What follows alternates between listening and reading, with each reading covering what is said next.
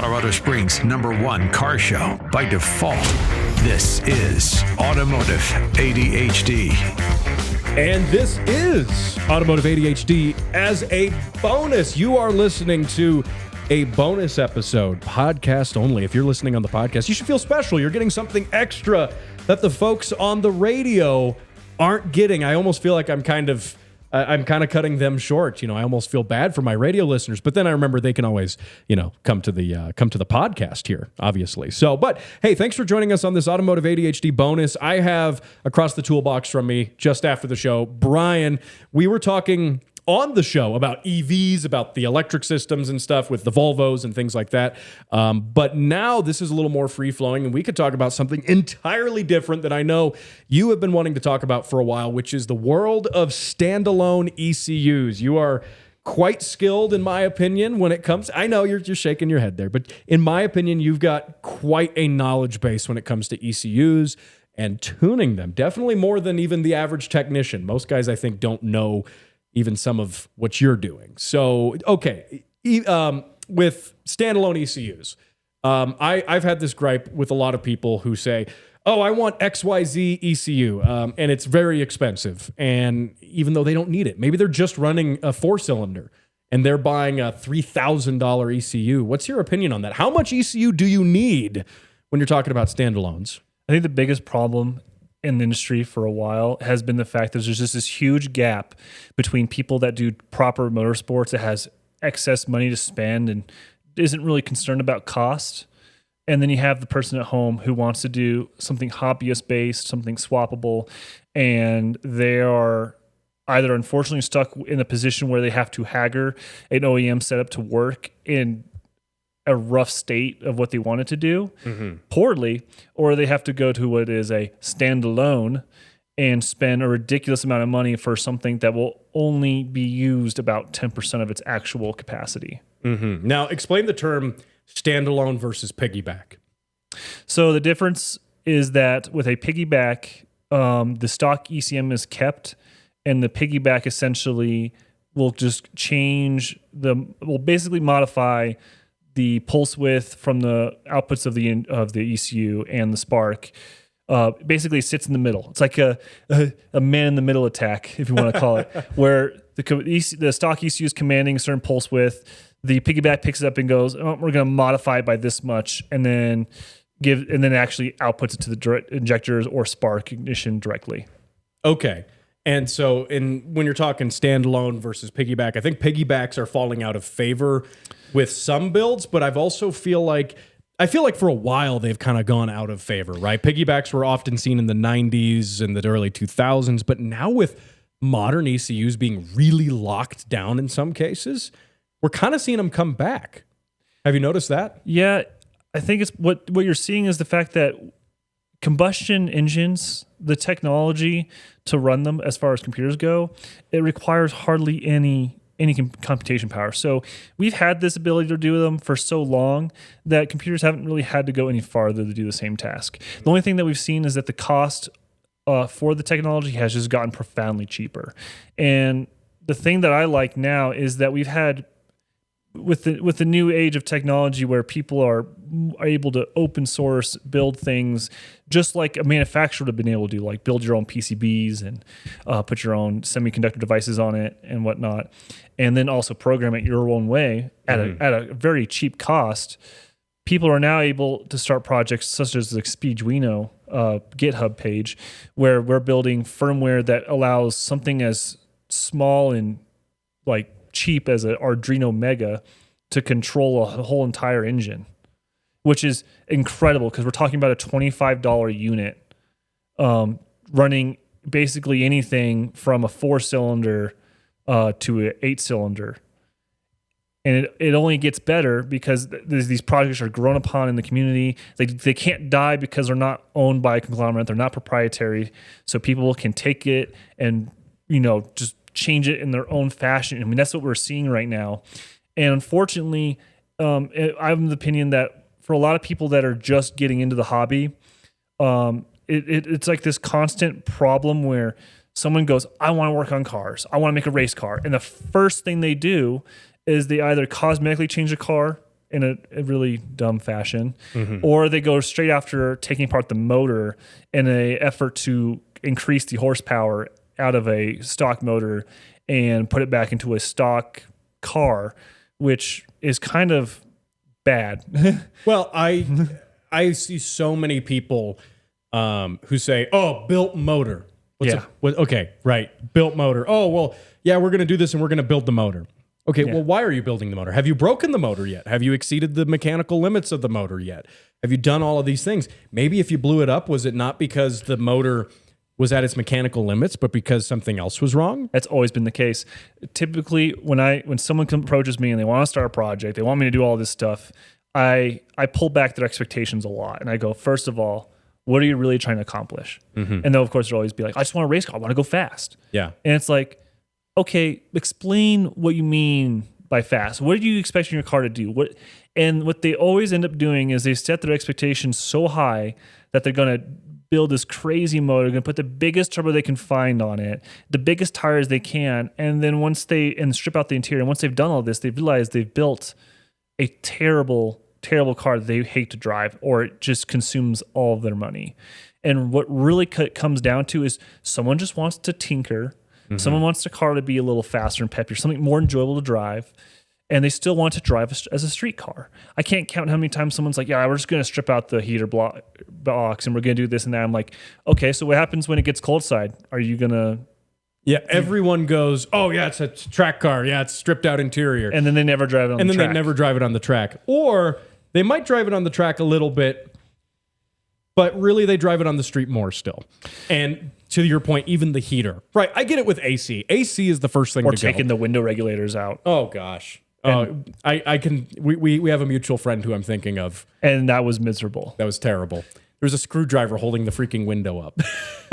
So coming back to computers, at least, and standalone ECUs, the biggest problem I've seen is that when someone goes and starts building a motor, even if they know kind of what they want to do, the obvious problem comes up. Oh, the engine was naturally aspirated, and now I want to put a turbo on it, and how am I going to get it to work? And I have an automatic transmission. How's it going to survive? I do want to do a manual swap, and now the computer won't let it rev past 4,000 because the car thinks it's essentially in park. Yeah. All these little tidbits and problems with a factory setup start to become obvious.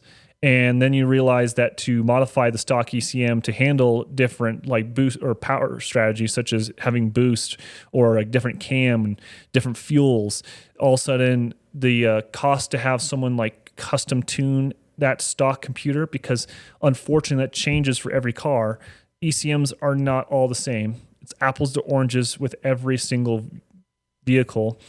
So then you find people that have specifically broken that computer in such a way that they've been able to physically change the tables in the flash, but they of course do it their own way. They've locked it down, their software to be proprietary. You have to buy a license key. You can only modify it so many times for it to buy another license key.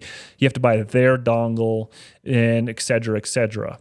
And then this is where the standalone comes into play. Well, I'll just buy a standalone and do it this way. And of course, because the market for standalones has always been so slim picking, you're stuck with all these brands that are incredibly expensive. And then the only one for the most longest time that has been affordable was the Mega Squirt. Yeah. And unfortunately, the Mega Squirt actually was, as most people will disagree with me, it was actually a decent product. The problem is that anyone picking one up was only picking up because of the price tag, and none of them actually understood how to operate or wire one up correctly. Yeah, and I think so many people I've heard whenever you say, "Oh, I've got a Mega Squirt ECU," people kind of turn their nose up at that. Yeah, they look at you like you're stupid. Yeah, like, "Oh, why wouldn't you get a Haltech?" Obviously, or Motec. You know, don't get me started on Motec. The thing is that no matter what you guys are out there running, the truth comes to the fact that your build is only as good as your weakest link. And yeah, I think ignore that. That was the music coming in from the radio. This is the best part. The radio show. Don't worry about that. We're on the podcast. It doesn't matter if you have a Haltech, a Motec. Realistically, if you're coming down the weakest link, if your motor isn't built good, if you have the wrong size turbo, if you have a huge restriction in the exhaust, if you have ignition issues where it's breaking up in boost and it can't produce the spark you need, or if your injectors are too small, That is your weakest link. It doesn't matter if you buy the most expensive unit on the planet. You're not going to overcome those issues. You'll never be able to tune more power out of it. And I think it's because one of the things that happens is people don't really know, for one, what they're doing. For two, they throw money at the problem. That they don't fundamentally understand. And they're already on a tight budget. Yeah, absolutely. And then they get frustrated and they give up. And then it ends up on the marketplace. Facebook Marketplace. Find some great deals on there. Craigslist too. Now, what are we talked about how, people get wrapped up a lot of times in expensive ECUs. Like, it's full sequential, bro. It's like, okay. And it's like, oh, full sequential 12 cylinder. It's like, yeah, you got it on a 4G63. That's a 4-cylinder. Yep. Yep. And this is a common issue. And then the problem too is like, well, that's great. It can do all of that. Are you going to use any of it? And also, who's tuning it? And then there's the next step is like, oh, tuner blew it up, or oh, you got to take it to the dyno. And then like there's just more and more of just a cascading effect of problems because everyone wants to get their stuff on a dyno and get it quote unquote tuned. And the truth is like you should have been street tuning your car from the get-go. Mm-hmm. If your car can't even drive reasonably on the street, you're going to waste all your money trying to get it to run properly on the dyno just to even get a pull sent. And then the problem is, oh, okay, well, it can make power, but it can't start in the cold. Oh, it can't start hot. Oh, you have to hold the throttle. Oh, it breaks up when you do it here at this certain RPM. And oh, I have trigger issues. So what's the point? Right. And so in a way, your tune, your ECU, and all of that is also only as good as the tuner who's doing it and their understanding of it. And that's where like the tuner's job, like a proper tuner, their job becomes so much more than just dealing with a computer. You have to look at the person's build and be like, okay, is it built properly? Like, is it going to do what it needs to do? Like, hey, man, did you set the right spark plug gap? Do you have the correct temperature spark plugs? Like, are they cold enough for this kind of heat? And are your injectors big enough? What's your output expecting? And oh my God, please, I swear to God, I hope you torque these wheels down correctly. Yeah. Well, and there's so many people who I think, get the wrong idea too when a tuner is telling them, hey, before I touch your car, even put it on the dyno, you need this, this, this, and this. Oh, yes. Right? You get so many people, they'll complain. I've heard people complain like, oh man, the tuner, he sucks. He said I needed this, and he's just trying to get more money out of me. And it's like, in a weird way, no, actually, because he's, for one, trying to ensure his safety and also the safety of the very expensive dyno that he has in his shop. Don't want that blowing up on there. And the people on the road. And yeah, the reputation. That happens a lot too, where, oh, the tuner blew up the car. And it's like, okay, did the tuner really blow up the car, or was it because you forgot to put coolant in it before you sent it on the dyno? I've had a lot of people, clients, where I start with them and we butt heads hard because they just don't get it. Yeah. I mean, and one of them recently, I remember when I first dealt with him and I tried to help him with a distributor after the fact, and he complained, I quickly dropped him. Yeah. And it took a lot of begging for me to come back, and it took a long time for him to realize that he just needs to listen. Yeah. And it should be a two-way street. I mean, obviously you need to hear and understand what they want, but they also don't always understand what's reasonable and what's appropriate. Like I have one guy that won't stop asking for any rolling anti-lag. And I'm like, you don't need it. Or more realistically, maybe we should try nitrous so you don't blow turbos up. He's like, but turbos are cheap. And it's like, no, you're gonna go through a turbo so fast, you're not gonna be able to realistically use it. And you're just going to I already know what you're going to do. You're going to go home, you're going to press the button because you want to make noises, blow a turbo up, and then when I hear about it later, like, it keeps blowing up the turbos. Can we just take it off? And I've done this before. They always like, well, why can't we do it? It's like, because I've already done this with someone else. Yeah. I already know what's going to happen. I already know what you're going to say. I've already gone through a guy with 3 turbos trying to do anti-lag. Yeah. Well, people also don't realize things like anti-lag, that's for actual competition race use a lot of the times. I mean, how often do you actually need the rolling anti-lag on the street? Let's be real. Because rolling anti-lag and things like that, I mean, yeah, guys wanting to do 40 pulls and stuff, like, okay. The truth is like, they don't see that performance isn't always better. Mm-hmm. And it's not performance you're always looking for. Yeah. I just had someone just do a twin clutch on their car because they smoked the first one. They didn't put the flywheel bolts in properly. They weren't torqued to spec. They backed out and it failed under a pull. and they ended up having to need to do clutch. And they decided, well, if we're going to keep pushing it, we're going to have to do a bigger, stronger clutch, because trying to opt for a bigger pressure plate just ain't going to cut it. So we went straight to the twin disc. And the twin disc worked great, but you know what he complains about the most? I hate how noisy it is. It rattles like crazy. And it's like, that's your trade-off. Or crazy heavy pedal feel too, you know, things like that. Oh, my clutch is a light switch. Well, that's why we went from the heavier pressure plate to a twin disc, because we wanted to avoid the heavier pedal. The heavier pedal. But also, now you have to deal with the rattle. And unfortunately, that's just the trade of the game. You can't have, you know, quiet, quality, luxury, performance, and I don't know, lightweight, all in this like the same name. Like, it just doesn't work that way. Or reliability, I should say.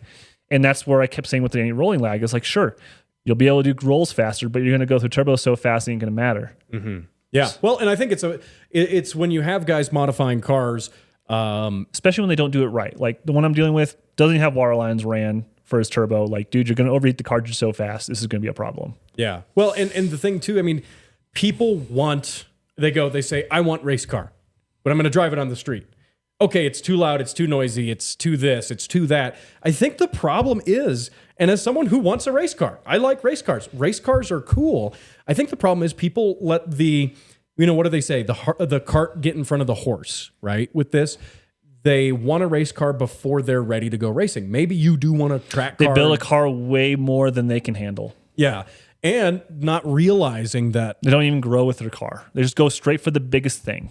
Yeah, and absolutely. And I think not realizing too that, you know, seat time and all these other things are so important. And if you can just be driving a car and enjoy it and have fun with it, maybe that's better than it being on jack stands all the time in your garage. And I think so many times that's happened. Like my Subaru product, for example, it's not fast, but I just chose to finish it. Yeah. I chose to finish it in a way that would make it streetable. Yeah.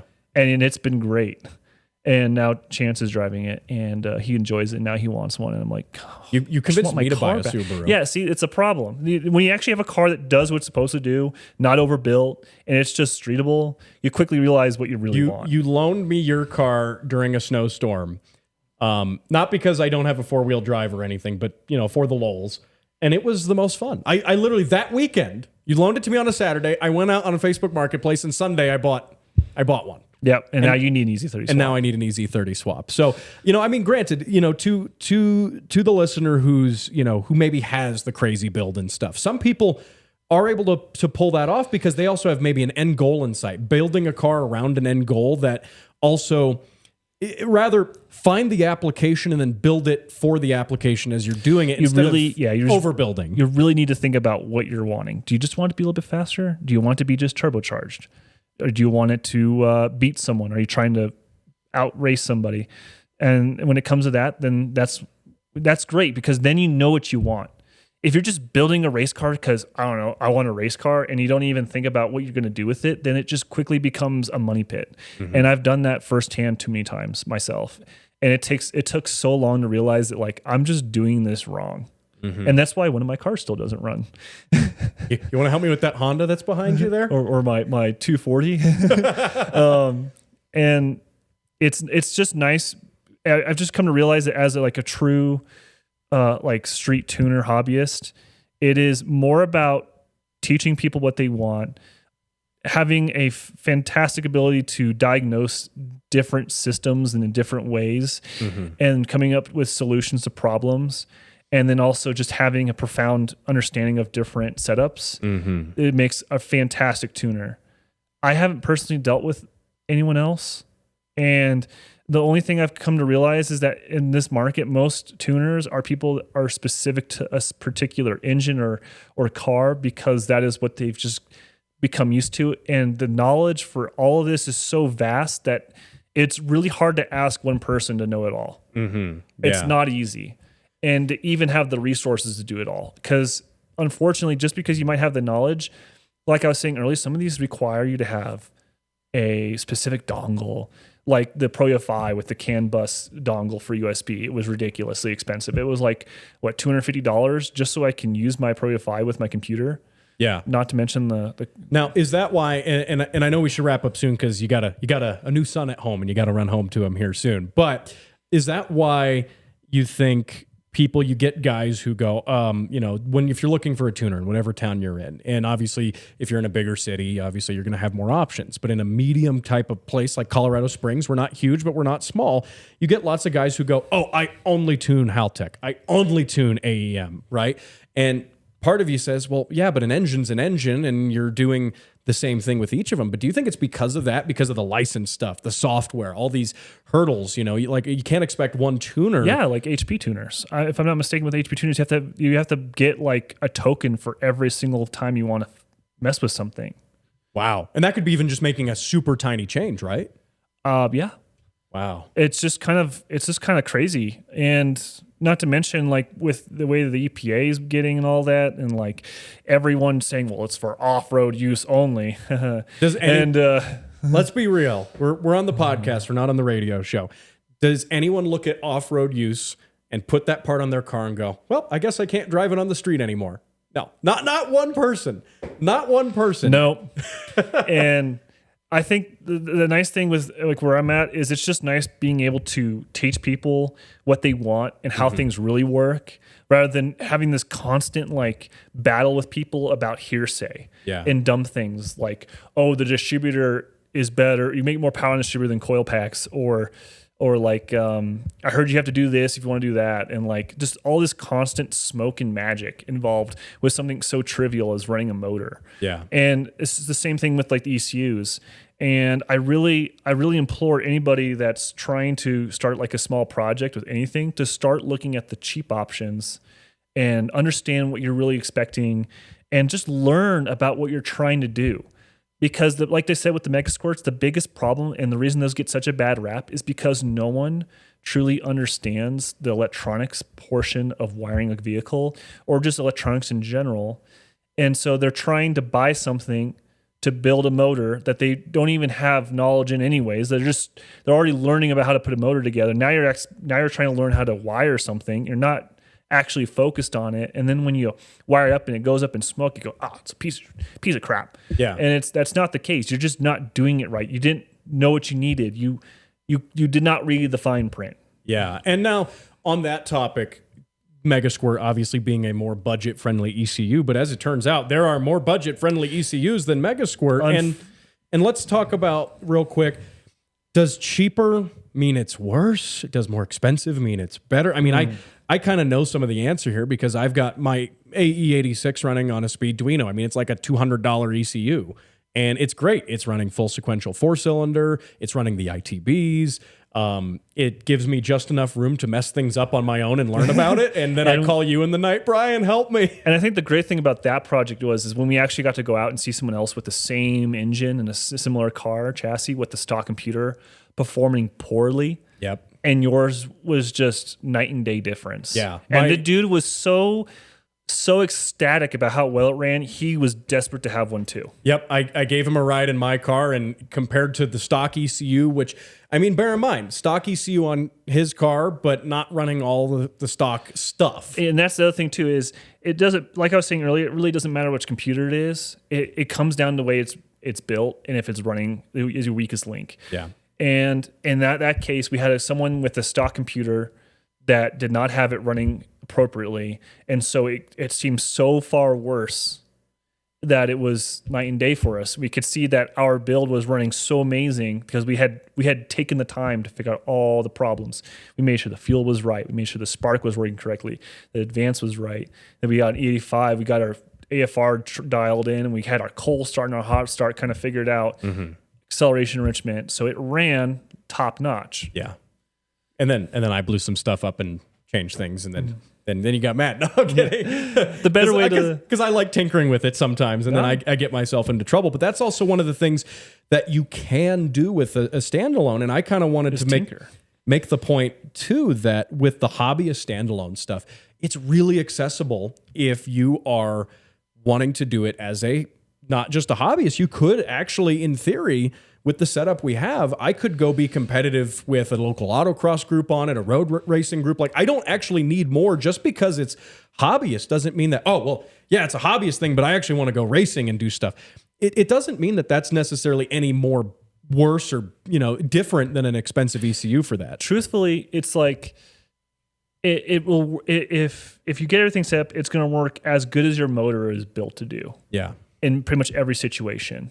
And now the funny thing about the Megasquirts is that they're honestly kind of old news. And that's because that their price point hasn't really changed, and there's been new products that have come out that are even cheaper, like we've been just talking about. Speeduino's one, but there's also RustyFi makes a number of products too that you really like. Yes, and the reason these are such interesting projects is because you have people with more passion. They're actively being worked on, which makes them far superior to other products because you're not waiting for a manufacturer to decide to make an update. Yeah. It's constantly being modified, updated by someone who has passion in it, and on top of that, a community. Right. Yeah, it's a community. It's not just one developer working on it. If you have a problem or something, you can go on the forums, you can go on the GitHub and be like, hey, this is happening, and someone else will come in and be able to kind of see what's going on. And it's a platform. It's so interesting to see the community because what you end up seeing is there are a couple boards of Speeduino that are available to just buy and purchase and throw in your car so you don't have to do all the heavy lifting. But there are people out there, because it's an open source project, who go out of their way to build their own style PCB to accommodate their setup so they can have like a plug and play solution or a specific solution to their problem or just to be cheaper. Yeah. And then they post about it and they show their board and what it can do and how it operates, and it all runs on the same code. It's just their own making. So now they're making their own ECUs from scratch, and they cost next to nothing. I mean, the Speeduino we put in your car, for example, pricing it all out only cost us about $300. Yeah. And now we have even cheaper options than that. Like that was already 2.5 years ago. Yes. Right? Yeah, there's already better stuff now. And that was only for a sequential 4-cylinder. And because obviously these are constantly being built up on, we have other products that are even like fancier that are able to rival what other highly expensive ECUs can do, what factory ECUs can do. For example, like the constant problem with not having the ability to do drive-by-wire has now been solved. We have these open source ECUs that come out now that can support drive-by-wire out of the box, which is one of the reasons why I like the RustyFi so much, because we have several options that are incredibly cheap. It's actually, I can't find a cheaper solution to an ECU that supports drive-by-wire out of the box than anything else. And it's so incredible. I mean, the first product I bought from them was the Proteus, and the Proteus, obviously just being a development board, you have to understand all this is just beta, but their development board could support dual drive-by-wire and a product that only cost me at the time, I think about $500, $600. Right. Where if to do something like that with any other ECU, especially because it did sequential 12 and cylinders. By the way, what you say development board, this was a fairly complete unit you got. It's not like you actually built this. No, right? It's a complete board minus a case maybe. Yeah. But it had amp seal watertight connectors. It had a micro SD slot, USB built in, Type B, so you don't have to buy a ridiculously expensive cable, and they came with the connectors ready to be wired for whatever you're planning on throwing it in. In my case, I put it in the Subaru. Mm-hmm. And I mean, there obviously is going to be glitches. There's going to be a couple, hiccups here and there. But realistically speaking, as it gets updated, it becomes less and less of a problem as people decide, figure new things out. Like, for example, the EZ30 trigger pattern was only recently figured out in the last couple of years for that ECU. And it works flawlessly for me. And I mean, that car, you saw it. It start right up, drive. Yeah, it's absolutely. on flex fuel. The flex fuel output works. Yeah, and I mean, people also too. I mean, ignore the fact that even on a expensive commercial ECU, you're still oftentimes some people still have problems. There's issues. There's glitches. There's problems that then they have to go through their manufacturer's tech support to try to sort out. Or maybe they don't, but maybe their tuner is doing that. And I think just the most important part about all this is when you decide to do it this way, if you actually take the time, you'll learn more about your car. You learn more about this stuff. You're more equipped. And I cannot tell you how much I have learned from the wiring perspective, the tuning perspective, and the mechanical perspective of engines by just doing this. Mm-hmm. I mean, just recently we had a mechanical issue where a Nissan KA24, the distributor was physically jumping teeth on the intermediate gear for the timing chains. Something I've never seen before. and something that took us a couple days to try and figure out because we were losing 20 degrees of timing at a time, even with the computer we were using before that, which was an AEM. And I convinced my friend to do a RusCFI to get some better control, not because of the issue we were having, but because some other things came up. The fact that the AEM was so old, the software was for like Windows 98. And we updated it, and I recently got rolling for him, and he has been the happiest he's ever been with that car. It's at the fastest it's ever been, and it actually runs incredibly well. It always hits the AFR target that we expect. It's not running rich all the time. It fires right up. Stuff like that. It always hits boost really good. That's where like he was so nervous to do this at first because he thought like, oh, this is some weird prototype board that, you know, isn't a complete product from some mystery company that he just mentioned that sounds like it's Russian. Right. And realistically, it turned out to be amazing. And that's kind of the trade-off when you have someone that's passionate, that understands what you're dealing with. I guess what I'm saying is if you can get into this stuff, you can learn it. It takes time. Be open and don't just go for the most expensive thing because you think, you know, money is going to fix all your problems. Well, and like we said earlier, a lot of times you have other issues aside from that are being overlooked that are really maybe the cause of the problems, you know, when you look at that. But with that too, and with the ECUs, I mean, you know, not to scare people off, you know, and saying, oh, well, yeah, but it's still going to require all this work. For my 86 and the Speedduino, I've been street driving that car. I've been daily driving that car perfectly happily, right? Oh, yeah. Same with my Subaru. It's not like a subpar experience that you're getting. Not only that, you know, there are now starting to be plug-and-play harnesses for some of these options too. Now, for my AE86 with the 20-valve blacktop, there's no plug-and-play harness for that. We built a harness. But for a lot of stuff, a lot of like Miatas and things, you know, my Miatas, every time I've mentioned a Speedduino, plug and plays for everything. 9 out of 10 times when I've mentioned a Speedduino at like a car meet, if it's a Miata guy, some of them already know what that is. But anyone else, you always got to kind of explain it a little bit. You actually directed someone with a Speedduino to me. I did, and yes. it's a funny story because when he had his, he was also having difficulties with a tuner trying to tune it remotely because he couldn't do it himself. And it was on a Miata too. And it was on a Miata. It was supercharged. And then he decided that the supercharger was no longer great. He realized the mechanical problems with running it, being heat-wise. He did a turbo build. It was a very clean turbo build. And then he brought it back to me to tune again. And while tuning, we got really good, but we had one hiccup that we could not contribute to the ECU or the engine. We could not quite finesse what it was. And we finally decided that it had probably something to do with the RX-8 injectors that he was running. And so he took the leap to go ahead and try a new set of injectors, and he purchased them. He did it. We put them on the car, and sure enough, it cleaned up the hiccup we were having at a specific RPM. Turned out they were just not spraying effectively at this pulse width at this speed, and another great example of just trying to diagnose things. And I remember one of the things he told me, he was really excited about it. He's like, I love the fact that not only did you just tune my Miata like to be, you know, somewhat fast, you tuned it to run properly in all scenarios. It accelerates nicely. It idles perfectly smooth. There's no like misfiring. It starts cold. It starts hot. All the above. And I feel like that is what so many people miss. And he was explaining to me how, like, you know, how you guys met through the S2Ks, how his S2K would make great power, but it was completely unusable because it was like it only ran good in boost, and that was it. Yeah. And he's like, honestly, if I have the chance, I want you to retune my S2K. And unfortunately, he moved, but he was, even before he was moving, like, how can I hit you up remotely to do this stuff? Because you by far have exceeded my expectations. Well, and I think that's because when you're doing it, I think, you know, you're doing it, a lot of stuff on the street. You're doing street tunes, as we call them, right? And so you are, I mean, inherently tuning for the street sometimes. The conditions. As people like to say, streetability, because a lot of people go, okay, turbo's on the car.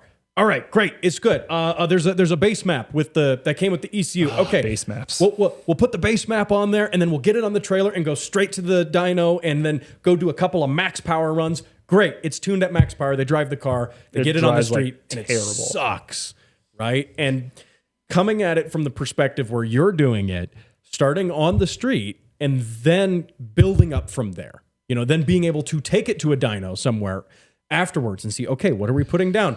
Is there any on the table that we're leaving? But the fact is, it's tuned for the street first, and then it's going on the dyno. And I'll knock on table here, but I've never had a car blow up.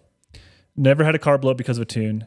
Never had a car blow up because of something I did. In fact, I don't think we've ever had a car blow up in general just running one of my setups. And I don't mean to you should gloat. knock on that fender at least twice. I don't mean to gloat like that, but what I'm trying to imply is I go through the steps to make sure the build is safe before anything else. And I think a lot of people need to do that more often. You got to think about your cooling system. You got to think about gas, injectors being big enough. Is your spark going? Are you misfiring? Again, are there any other mechanical issues you might have too? Because people are missing things all the time, Yeah. and not everyone is a true profound mechanic. And sometimes you just really need that help. And it's honestly a hard thing to get these days because good mechanics are expensive and they're not common. And everyone says they can hold a wrench and do things, and the first thing they do is pull up YouTube. Yeah. And it's just not the same. Yeah, absolutely. Yeah, and so I think, that being a lesson and wrapping this up here on this bonus show, I think, when you're looking to modify a car, think about these things first, at least. If there's anything you're taking away from this, think about these things first. Think about the mechanical condition of the car. Then think about what you are doing with the car currently and what you'd like to be doing. But I think don't get too far ahead either and say, well, someday I want it to be a competition GLTC race car or something, right? I have a friend at work that said exactly what you're talking about. And it's like, yeah, might have expectations for later, but just get it done now. You can always, here's the thing, you can always change it if you need to. Yep. While I'm in there, I might as well do this. While I'm in there, I might as well do that. Just lose that mentality. Because if you just need to start with one goal. If you don't have that goal figured out, you're just going to be throwing money at shit. Yep. Oop, my bad. Well, hey, we're not on the radio. It's okay. I was doing so good. So good. Well, hey, you did good there. And I think we could talk about this more, and perhaps we will, and maybe we'll talk about, too, some other things. Next time we have you back on the show, there's always an open door for you to come on the show and talk about stuff, and we can carry on from there. But I think this is a great point. If you're listening to this and you've got maybe a similar experience with a tuner, or maybe you've made some mistakes doing something, or you've got a buddy who did, or maybe you had something that worked great, right? Whatever it is, let me know on the Facebook page, facebook.com/automotiveadhd. Remember, you can also catch this on video too, YouTube and Rumble. I'm looking at the screen with the video right now. We've been talking about all these cheap ECUs and stuff, Brian. And do you see what this sticker is on my toolbox? It's like right in the frame. Oh, yeah. Really don't. It says AEM, but don't look at that. So this whole time we've been saying, no, don't go AEM, don't go Haltech. Well, and I've got an AEM sticker on my toolbox. I think it's funny because actually I do like some of the AEM products. And this was from a wideband I got, actually. It was in the box with a wideband. And you have to have a wideband. Yeah. And I just want to end, saying that if you're really interested out there, I want you to go out there and compare these Speeduinos and these Russes, these open source projects like the Drop Bear, compare them to the Haltechs, compare them to the other units, and look that although they may not do everything exactly as the Haltechs or the Motechs or everything else does, but just look at how cheap it is, and then look at what you actually need. Right. To that point, Motechs, for example. How you realize that, why am I buying this? Right. I'm not hating on Haltech or anything like that. They build amazing units, and I've seen amazing cars built with them. I'm just saying from a hobbyist perspective, buy stuff within your price range so you're happier in the end of the day. Absolutely. And when you think about it, those pricier ECUs, a lot of times... Learn something. Well, and a lot of times they're being used by guys on the professional course, like literally professionals, like actual professionals. Like this is literally their job to build a race car for a team or something like that and go racing. Look at the way Motech prices their products, and you'll quickly realize that is not for somebody that's just looking to make their Honda Civic fast. Oh, yeah. See, any Civic guys, if you know a Civic guy, just throw a Speeduino at them, I think, because, they're cheap enough anyway. You could literally throw it at them and It would probably be better. And it wouldn't hurt your pocket too bad. It wouldn't hurt your pocket too bad. So, hey, there you go. Let's wrap that up. Thank you for joining us here on this bonus edition of the podcast. Remember, if you're just hearing this for the first time, maybe this is your first introduction to the show. This is also on the radio. Saturdays at 9 a.m. on AM 1460 and FM 101.1 The Answer, AM 1400 KRLN, and 91.7 KLZR. Catch it in Colorado. Give it a listen. Give the show a rating on Spotify. I'll see you on the radio show.